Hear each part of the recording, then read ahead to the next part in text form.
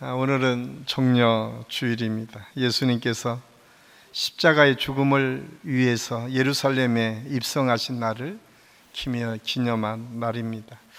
예수님께서 예루살렘에 입성하실 때에 수많은 사람들이 나와서 예수님을 환영합니다. 그들의 손에는 종려나무가 있었습니다. 그 가지를 흔들며 호산나를 외쳤기에 고난주일이 시작하는 이 첫 주일을 종려주일로 지키고 있습니다.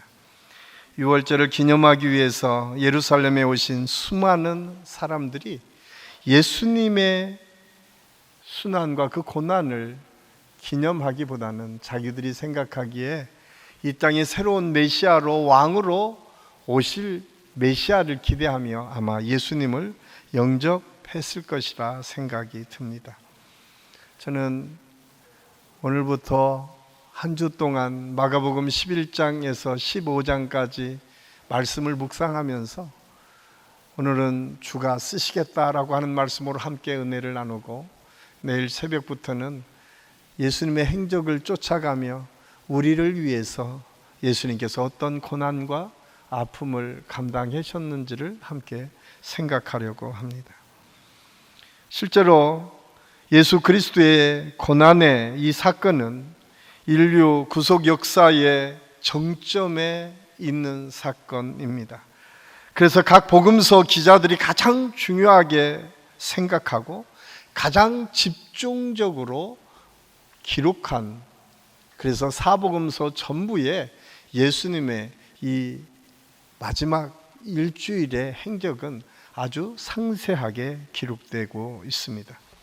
특히 마가복음의 1차 수신자들이 로마에 살고 있었던 그리스도인들로 대부분 학자들이 이야기하고 있는데, 당시 로마에 살고 있었던 그리스도인들은 엄청난 핍박과 고통 속에 있었습니다. 많은 황제들이 황제의 유해에 예수님을 구조로 고백하는 것, 하나님을 유일한 신으로 고백하는 것이 그들의 마음에는 불온 사상이었고, 또 그것으로 인해서 핍박이 가해졌음을 알 수가 있습니다. 이를 알고 있었던 마가가 마가복음을 통해서 이루와 격려를 건네려고 아마 이 복음서가 기록되었다라고 이야기를 합니다.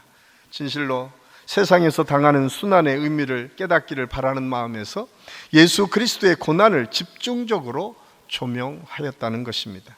이러한 사실은 오늘에도 우리 믿음의 사람들에게 참 많은 위로의 말씀이 될 수 있습니다. 왜냐하면 최근 한국 교회는 세상에 지탄을 받는 종교가 되었습니다. 이단들에 의해서 마치 잘못된 신앙을 갖고 있는 것처럼 오해받기도 하고 싸잡아서 공격당하기도 합니다.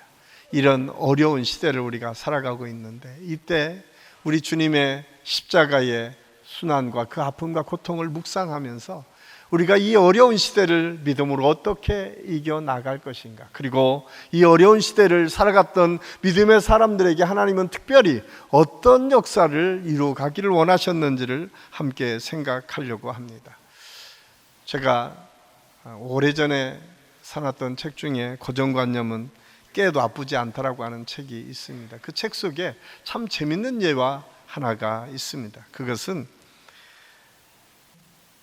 대학 입시 시험에 이런 문제가 나와 있다고 합니다. 그것은 등고선을 보여주고 경작하는 농작물이 무엇인가 고르는 문제였습니다. 이 문제가 원하는 답은 해발 800m 고지에서 잘 되는 경작은 감자다 라고 하는 답을 원했습니다.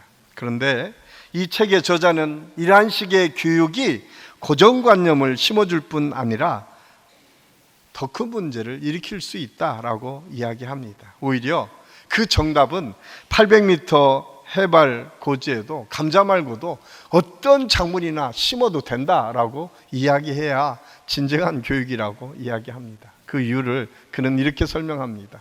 그곳에 기온이 좀 낮으면 하우스를 하면 되고, 물이 없으면 좀 지하수를 파거나 수로를 내서 물을 끌어오면 되지 않느냐라고 하는 이야기입니다.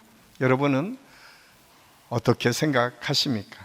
우리는 신앙생활하면서, 아니 세상을 살아가면서 고정관념에 사로잡힐 때가 참 많이 있습니다. 예전에 우리는 800m는 감자만 심어야 된다고 생각하고 그것이 정답이라고만 생각하며 살았습니다.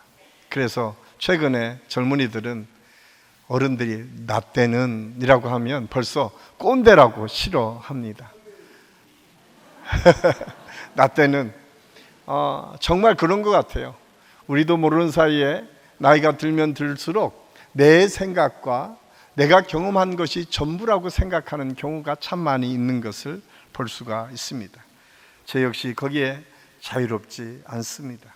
제 생각과 기존을 고집할 때가 참 많이 있는 것을 발견하게 됩니다. 그럴 때마다 모든 것은 변할 수 있다, 모든 상황은 바뀔 수 있다라고 하는 것이 오늘 이 고정관념은 깨도 아프지 않다라고 하는 책에서 가르쳐 주시는 지혜입니다. 물론 하나님의 시선을 가지고 세상을 바라보고 또 하나님께서 주시는 따뜻한 마음을 가지고 세상을 품어야 되지만 우리의 생각은 어디에 고정되어 있는 것이 아니라 하나님께서 주시는 지혜를 가지고 끊임없이 재해석되는 것이 큰 축복이고 은혜입니다. 왜냐하면 보여지는 것이 전부가 아니기 때문에 그렇습니다. 사실 오늘 말씀에 등장하는 이 예수님의 예루살렘 입성 사건이 그런 모습이다라고 우리가 볼 수가 있습니다. 여러분, 예수님은 만왕의 왕이십니다. 하나님의 아들로 온 인류를 구원하시기 위해서 지금 이 땅에 오셨고 예루살렘에 그 모든 죄를 짊어지시기 위한 십자가를 지시기 위해서 등장하십니다. 만약에 이 세상에 왕의 행렬이라면 어떠했겠습니까? 아마 백마가 준비되어지고 많은 행렬이 준비되어지고 아름다운 치장을 통해서 왕의 행렬을 인도했을 것입니다. 그런데 오늘 성경에 기록되어 있는 말씀들을 보면 호산나를 외치는 많은 군중들이 있었지만 그들이 준비한 것은 나귀 새끼였고 또한 그 새끼 위에 깔려진 것은 그들이 흔히 입었던 겉옷, 그리고 그 길바닥에 늘 있었던 것은 옥과 나뭇가지들이었습니다. 주변에 언제나 얻을 수 있는 종려나무 가지가 전부였습니다. 그리고 그것을 꺾어서 호산나를 외쳤다라고 오늘 성경은 우리에게 말씀해 주고 있습니다. 아주 쉽게 어디서나 구할 수 있는 모든 것들이 그들 예수님을 환영하고 축복하는 도구가 되었음을 알 수가 있습니다. 그런데 오늘 이 말씀을 보면서 우리가 먼저 생각해야 될 것은 이러한 말씀 속에 있었지만 그곳에 놀라운 고백이 담겨져 있습니다. 그것은 오늘 10절 말씀에 보니까 찬송하리로다 오는 우리 조상 다윗의 나라여 가장 높은 곳에서 호산나 하더라. 오늘 수많은 군중들이 모여서 예수님이 입성하시는 장면을 보면서 외친 소리가 다윗의 자손이요, 그분이 우리의 왕이시고 그분이 새로운 날을 우리에게 주실 것입니다라고 하는 기대와 소망이 그 속에 있었다라고 하는 것입니다. 그들이 알든 모르든 그들이 지금 그 마음을 가지고 있었든 그렇지 않든 간에 그곳에는 가장 높은 곳에 계신 하나님이여 이제 다윗의 왕국을 회복하시어 우리를 구원하소서라고 하는 의미가 담겨져 있었다라고 하는 이야기입니다. 이것은 하나님의 구속의 역사가 세상 사람들의 생각이나 이 세상의 요구에서 시작된 것이 아니라 하나님이 철저하게 계획하시고 섭리하신 뜻에 의해서 출발되었다는 거예요. 아름답고 모든 사람이 인정할 만한 왕의 행렬이 아니라 보잘것없는 나귀 새끼를 타고 왔지만 그 속에 하나님의 고백을 통해서 끊임없이 선포되는 것은 하나님께서 이 땅을 구원할 메시아가 이 땅에 오셨음을 증거하고 있음을 성경은 우리에게 말씀해 주고 있습니다. 이렇게 하나님의 구속사의 계획이 진행되는 과정에서 우리 주님이 나귀를 구하여 오라고 제자들에게 명령하신 말씀, 그리고 그 말씀 속에서 주가 쓰시겠다라고 하는 이 예수님의 명령이 오늘 말씀의 제목입니다. 저는 이 말씀을 늘 묵상하면서 그런 생각을 하고 있습니다. 저와 여러분을 향해서도 오늘 말씀하십니다. 주가 쓰시겠다 하라. 그랬을 때 오늘 여기 있는 모든 사람들은 그 말씀대로 순종하며 나아갔음을 오늘 성경은 우리에게 말씀해 주고 있습니다. 저는 이번 한 주 동안 고난주간을 통해서 우리 한 사람 한 사람을 향해서 주가 쓰시겠다 말씀하시고 우리가 쓰임받기 위해 필요한 부분이 무엇인가를 가르쳐 주시는 그 지혜를 우리가 깨닫고 우리 모두가 하나님께 쓰임받는 그런 믿음의 사람들이 다 될 수 있기를 예수님의 이름으로 간절히 축원합니다. 예수님은 미리 준비된 사람들을 통해서 역사하십니다. 예수님의 예루살렘 입성의 준비는 오늘 여기 보니까 예루살렘 옆에 벳바게라고 하는 곳과 베단이라고 하는 작은 마을에서 시작되었음을 알 수가 있습니다.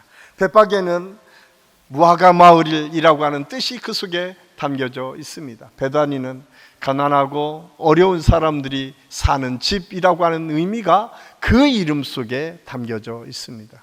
이 사실을 통해서 우리가 알 수 있는 것은 이 베단이라고 하는 지역, 벳바라게라고 하는 지역은 우리가 일상 속에서 흔히 어느 동네나 쉽게 볼 수 있는 곳이고 때로는 베다니는 더 가난한 사람들이 더 많이 모여 있는 동네이었던 것 같습니다.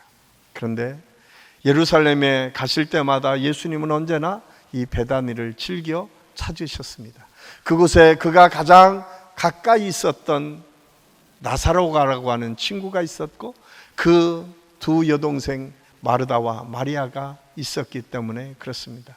예수님의 모든 사역의 모든 과정을 통해서 가장 많이 간 지역이 이 베단이라고 하는 지역일 수 있습니다.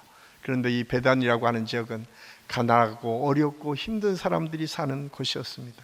그렇습니다. 하나님께서 오늘 우리에게 주시는 메시지를 통해서 하나님의 구속의 역사, 하나님의 놀라신 구원의 역사가 시작된 곳, 그곳이 준비된 곳은 부자들이 많이 사는 곳, 또 모든 사람이 인정할 만한 뛰어난 사람들이 나오는 그런 곳이 아니라 누구도 알아주지 않았던 베단이라고 하는 마을, 그곳에 하나님의 역사가, 하나님의 구속의 역사가 준비되었음을 알 수가 있습니다.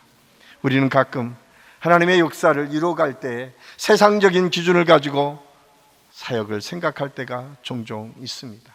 그러나 하나님은 언제나 하나님의 계획 속에서 사람들을 택하시고 그들을 통해서 하나님의 역사를 이루어 가십니다. 오늘 이 놀라운 역사에 사용되는 사람들이 누구인지 분명하게 이름조차 밝혀지지 않고 있습니다. 단지 두 제자라고 설명되고 있습니다. 많은 학자들은 이 두 제자가 아마 베드로와 요한일 것이다. 늘 곁에서 예수님을 도왔던 제자들이었기에 아마 그들이었을 것이다라고 추정하고 있습니다. 그런데 이 상황을 보면 어쩌면 베다니에서 낳고 자라고 지금까지 성장했던 삼남매 나사로와 마르다와 마리아, 심지어 마리아는 자기의 가장 비싼 것들을 헌신하며 예수님의 죽음을 준비했던 믿음의 사람이었습니다. 어떻게 보면 객관적으로 보면 오늘 예수님의 구원의 사역에 가장 적합한 사람, 그리고 베다니의 지역을 가장 잘 알았던 사람이 이 나사로의 삼남매였다라고 하면 예수님께서 어쩌면 그들을 통해서 하나님의 역사를 이루어 가셔야 되었을 텐데 예수님은 가장 곁에 쉽게 이야기하고 쉽게 말할 수 있는, 그리고 언제나 말하면 절대적으로 순종하는 제자들을 통해서 하나님의 역사를 이루어 가셨음을 알 수가 있습니다. 이 사실을 통해서 우리는 굉장히 중요한 사실을 깨닫게 됩니다. 언제나 하나님 가까이에, 우리 주님 가까이에서 주님의 말씀이 떨어지기를 기대하고 소망하는 사람들을 통해서 하나님의 역사가 이루어진다고 하는 사실을 오늘 성경을 통해서 우리가 깨닫게 됩니다. 이 한 주간 우리가 다시 하나님의 말씀 앞에 우리를 내어놓고 주님의 음성을 들어야 될 이유가 여기에 있습니다. 그 말씀을 듣는 사람들을 통해서 하나님께서는 역사하셨다라고 하는 사실입니다. 우리가 세상적인 관점을 가지고 세상적인 기준을 가지고 사람을 판단하지 말아라 라고 성경은 말씀하고 있는데, 특별히 우리가 잘 아는 다윗을 기름 붓는 장면을 보면 너무나 분명하게 우리에게 말씀해 주고 있습니다. 사무엘상 16장에 보면 하나님께서 사울을 더 이상 두지 못하시고 이제 새로운 왕을 등극시키실 때에 하나님께서 사무엘에게 기름을 부어 왕을 세우라고 말씀하십니다. 그런데 이새의 집에 가서 그 아들 중에 하나를 세우라고 명령하셨을 때에 사무엘이 이새의 집에 가서 아들들을 다 불러 모읍니다. 처음 아들 엘리압을 보니까 너무 용모가 수려하고 왕같이 생겼어요. 왕을 충분히 할 만한 모습이었다라고 성경은 기록하고 있습니다. 그러나 하나님께서는 기름 부라고 말씀하지 않습니다. 그러면서 사무엘상 16장 7절에서 이렇게 말씀합니다. 우리 한번 같이 읽겠습니다. 여호와께서 사무엘에게 이르시되 그의 용모와 키를 보지 말라. 내가 이미 그를 버렸노라. 내가 보는 것은 사람과 같지 아니하니 사람은 외모를 보거니와 나 여호와는 중심을 보느니라 하시더라. 아멘. 사람은 외모를 보거니와 하나님께서는 우리의 마음의 중심을 보신다라고 성경은 아주 분명하게 말씀해 주고 있습니다. 객관적인 상황, 여러 가지 환경, 그들이 가지고 있는 재능, 능력, 이것을 하나님께서 보시는 것이 아니라 하나님 앞에 그 중심이 하나님께 있는지 없는지, 하나님께서 쓰실 만한 그릇으로 준비되었는지 안 내었는지가 기준이다라고 성경은 아주 분명하게 우리에게 말씀해 주고 있습니다. 사실 마태복음 25장에 보면 예수님께서 열 처녀의 비유를 통해서 말씀하십니다. 신랑이 올 때를 기대하고 소망하면서 기름을 준비한 지혜로운 열 처녀와 언제 올지 그냥 오면 그때 준비하지라고 막연히 기다리고 있었던 미련한 다섯 처녀의 비유를 통해서 우리가 이 세상을 살아가면서 주의 나라가 임박했을 때 우리가 어떤 믿음으로 살아가야 될지를 설명하면서 예수님께서는 언제나 기름을 준비하는 믿음의 사람으로 살 것을 우리에게 말씀해 주고 있습니다. 우리가 이 세상을 살면서 먼저 생각하고 먼저 고백해야 될 것은 지혜로운 다섯 처녀처럼 언제나 하나님의 말씀의 기름을 준비하고 하나님의 명령이 떨어질 때마다 예라고 즉각적으로 순종할 수 있는 넉넉한 마음, 그리고 우리 중심에 하나님의 그 말씀을 붙잡고 나아갈 수 있는 은혜가 있기를 예수님의 이름으로 간절히 축원합니다. 예수님은 말씀대로 순종하는 사람들을 통해서 역사하십니다. 예수님의 말씀대로 순종했던 제자들은 동네에 들어가 나귀 새끼를 보고 나귀를 풀어서 가져오라고 오려고 합니다. 2절에서 5절까지 말씀해 보면 그 주님이 말씀하신 대로 제자들이 가서 그냥 나귀 새끼가 보이니까 그걸 풀고 가져오려고 해요. 그런데 더 놀라운 거는 왜 이 나귀를 가져가려고 주인이 물어요. 그러자 우리가 잘 아는 말씀처럼 주가 쓰시겠다 하라라고 하니까 아무 소리도 않고 허락해 주는 것을 성경은 우리에게 말씀해 주고 있습니다. 이 말씀은 단순히 나귀를 풀어서 오는 사건만을 이야기하지 않습니다. 어쩌면 이 사건을 통해서 하나님께서는 역사 이래 하나님의 놀라신 능력의 구속의 역사가 이미 예비되고 준비되었음을 말씀하고 있습니다. 이 사건은 단순한 사건이 아니었습니다. 이미 520년 전에 하나님께서 하가랴 선지자를 통해서 예언의 메시지를 통해서 이렇게 선포하십니다. 스가랴 선지자가 스가랴 9장 9절에 이렇게 말씀합니다. 우리 같이 읽겠습니다. 시온에 따라 크게 기뻐할지어다. 예루살렘에 따라 즐거이 부를지어다.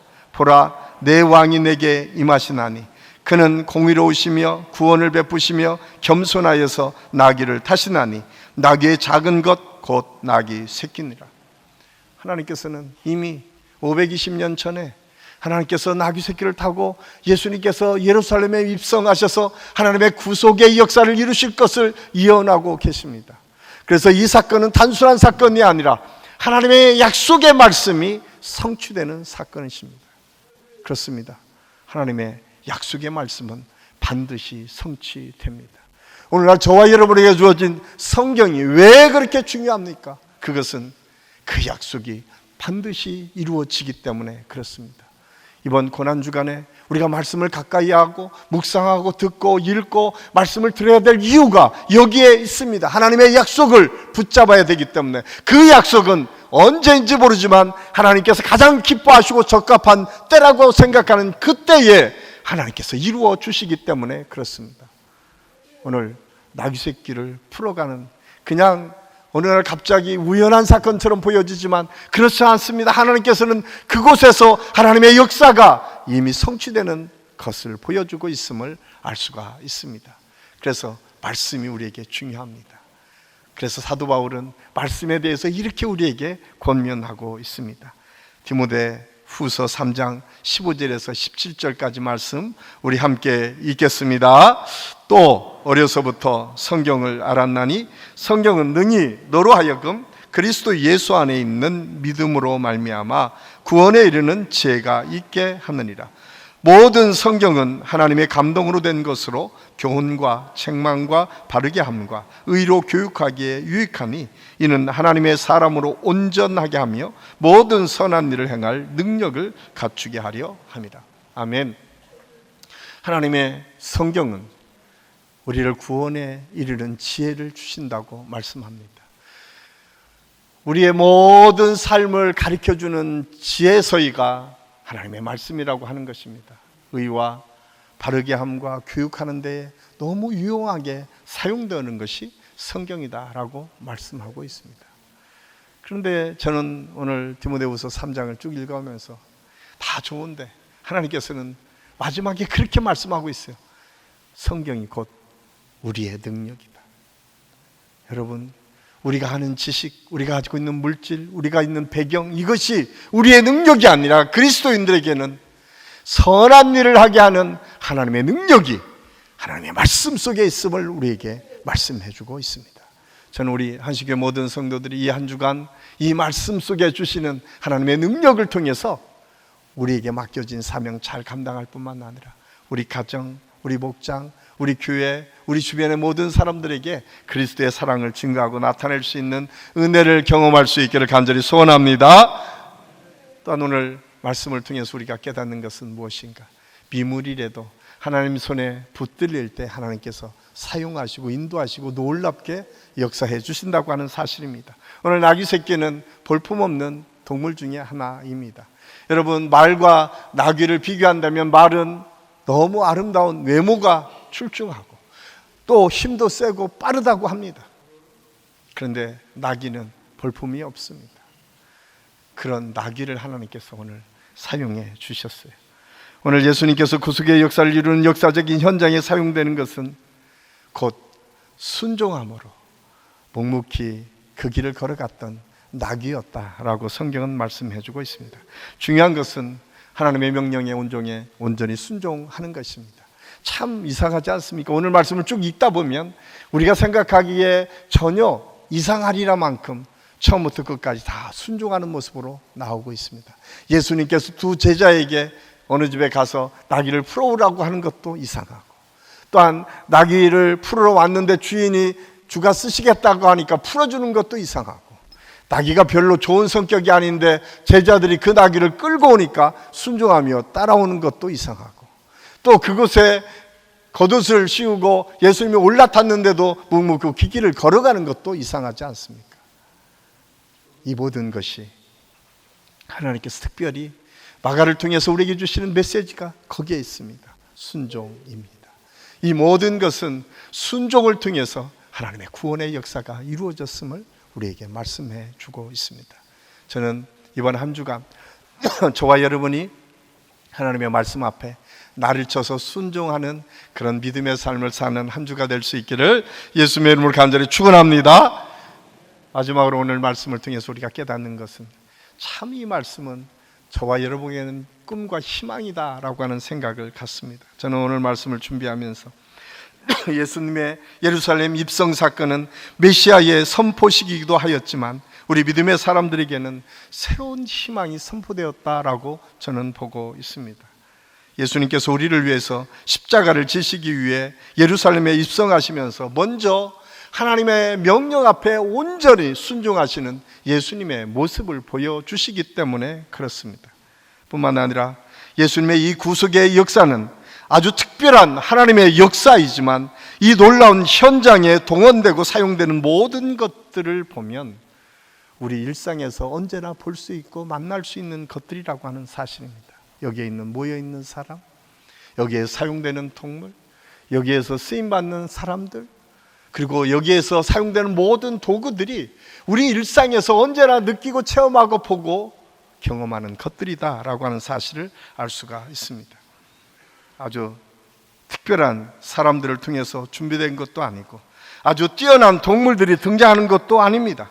길가에 흔히 있는 나무와 입고 있던 옷가지들, 이런 것들로 예루살렘에 예수님의 입성이 준비되어졌고 메시아의 구원의 역사가 만들어졌음을 오늘 성경은 우리에게 가르쳐 주고 있습니다.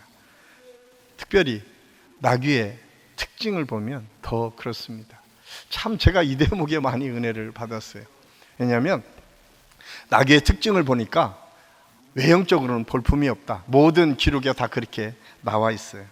그런데 거기 한 번 더 나온 게 볼품이 없고 성격이 괴팍하다, 이렇게 나와 있어요. 근데 여러분 네이버에 이렇게 한번 들어가서 보면 조금 제가 말을 하면 성격이 더럽다, 이렇게 표현되어 있어요.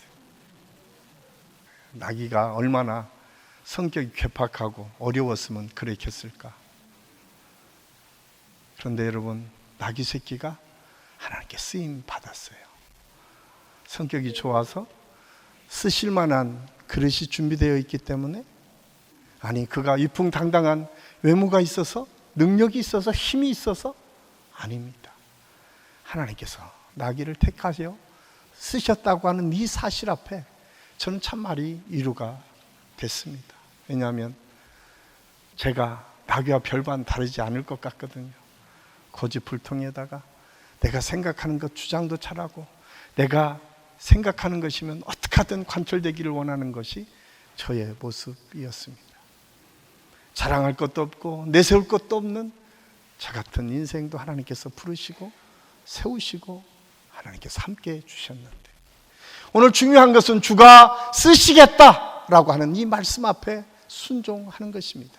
내가 그럴 만한 자격이 있기 때문에 하나님께서 사용하신 것이 아니라, 나귀 새끼가 충분히 그러한 능력이 있기 때문에 하나님께서 그를 사용하신 것이 아니라, 그가 하나님의 뜻에 순종함으로 비록 성격이 회팍하고 힘도 없고 능력도 없고 보잘것없어 보이는 이 나귀가 하나님 손에 붙잡혔을 때, 여러분, 주님이 오시는 그날까지 영원히 기록되는 하나님의 구원의 역사의 한 장면을 끊임없이 묘사되고 끊임없이 선포하는 이 말씀의 중심에 이 나귀 새끼가 있다고 하는 사실을 기억하십시오. 어쩌면 저와 여러분을 하나님께서 부르셔서 이 역사의 한복판에 하나님께서 사용하시기를 원하시고, 하나님께서 우리를 통해서 하나님의 역사를 이루어 가시기를 원하시는 줄로 믿습니다. 꼭 기억하십시오. 하나님께서는 자격이 있기 때문에, 뛰어난 일들을 행할 수 있었기 때문에 그를 사용하신 것이 아니라, 하나님께서 우리를 부르시고 택하시고 그를 통해서 하나님께서 영광 받기를 원하셨기 때문에 가능합니다. 그렇다면 어떻게 그렇게 쓰임받을 수 있을까요? 사도 바울은 디모데 후서 2장 20절에서 21절까지 말씀을 통해서 이렇게 우리에게 권면하고 있습니다. 우리 한번 같이 읽겠습니다.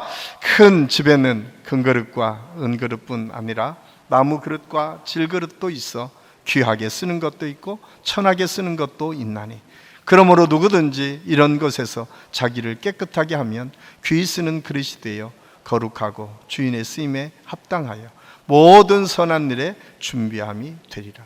아멘. 여러분, 아무리 비싼 그릇이고 좋은 그릇이라고 할지라도 거기에 더러운 것이 있고 음식 찌꺼기가 남아있다면 사용되어지지 않습니다. 값싸고 볼품없다 할지라도 그것이 깨끗이 닦여져 있을 때 그것에 가장 좋은 것들이 담겨지고 아름답게 사용되어 줄 수 있다고 하는 사실을 오늘 사도 바울은 우리에게 말씀해 주고 있습니다. 사랑하는 성도 여러분, 이번 한 주간 저와 여러분이 해야 될 것이 무엇일까요? 그 비싸고 또한 아름다운 그릇으로 만들어진 것이 아니라 어떤 그릇이든 그 그릇이 깨끗하게 되도록 닦여지고 씻겨지도록 준비되어질 때 하나님께서는 그것을 통해서 하나님의 역사를 이루십니다. 이 은혜가 이번 한 주간 하나님의 뜻 가운데 저와 여러분의 삶 속에서 온전히 이루어질 수 있기를 예수님의 이름으로 간절히 축원합니다. 기도하겠습니다. 사랑의 아버지 하나님, 은혜를 감사합니다. 오늘 말씀을 통해서 주가 쓰시겠다 하라 하신 이 명령 앞에 우리 자신들을 돌아봅니다.